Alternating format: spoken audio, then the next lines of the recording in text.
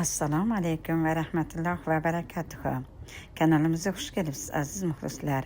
Bugun biz sizlar bilan AQShning eng katta va eng uzun daryosi bo'lmish Mississippi daryosi sohillari bo'ylab sayohat qilamiz. Hamda Illinois shtatining Grafton qishlog'iga mana shu daryo sohiliga tashrif buyuramiz. Bu shinam va go'zal ko'rkam qishloqdir. Bu yerda mana kanat yo'llari hamda attraksionlar bor.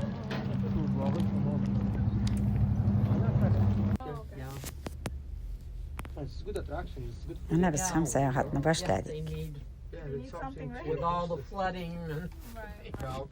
Tog' tepasiga kanat bilan chiqib bormoqchimiz.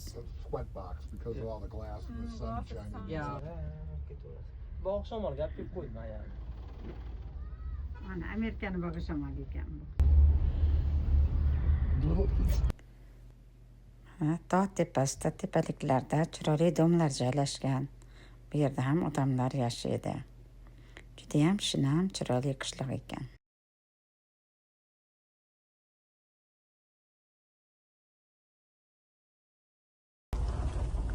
Assalomu alaykum. Bizdan oldin chiqish oldi paqirchada. O'tiribdan o'ngich o'tirishdi mana. They're just waiting for us. I don't know if this is open today. Oh really? I don't see. Mana juda chiroyli manzara. Tog'da tepasidan daryoning sohillari, daryoning narigi chekkasigacha juda chiroyli ko'rinib turibdi.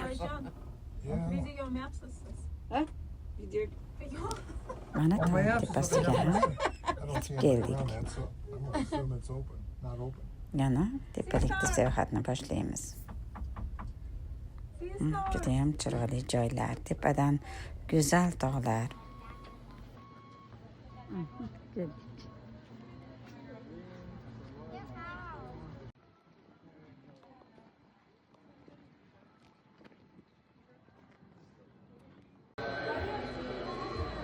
Mana attraksionlar.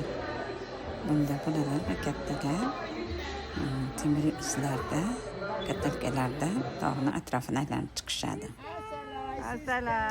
Bolalar maza qilib tog'ni aylanib kelishadi. Mana bizning bolalar ham maza qilishyapti. Go, don't stop. Keep going.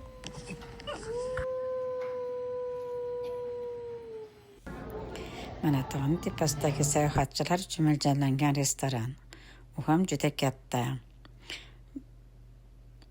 Tashqarida ham mana ayvonlari bor, bahova. Biz mana shu tashqaridagi joylarni tanladik.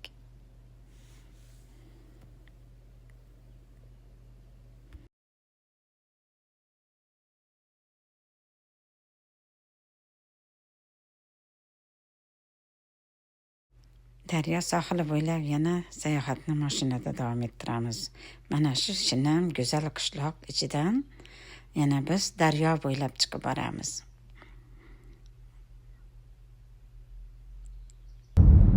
Daryoning bo'ylarida mana juda ham chiroyli inshootlar qurilgan.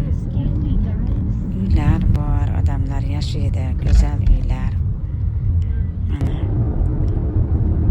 Biz mana shu qishloq ichidan chiqib ulkan ko'prikka yaqinlashmoqdamiz. Bu ko'prikni o'z ko'zlaringiz bilan ko'rib zavqlaning. Bu ko'prik ikkita shtat, Missouri va Illinois shtatlariga bog'lab turadi. Bu ko'prikni go'zalligi mana ko'zni qamashtirib turibdi. Undan ham uzunligi juda odamni hayron qiladi. Bu daryo ko'prikdan o'tgandan keyin Missouri shtatida ham oqib St. Louis shahriga ham boradi. Keyingi safar St. Louis shahri bilan tanishtirganimda, sayohat uyushtirganimizda daryoning qolgan qismlarini ham tomosha qilamiz.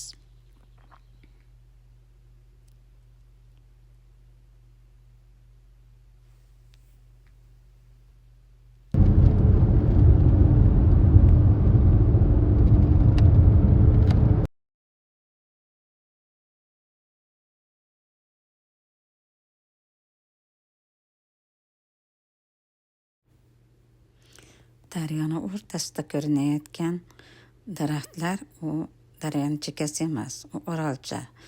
U daraxtlar orqasida ham yana shuncha daryoni maydoni bor. Bu juda katta daryo demakdir.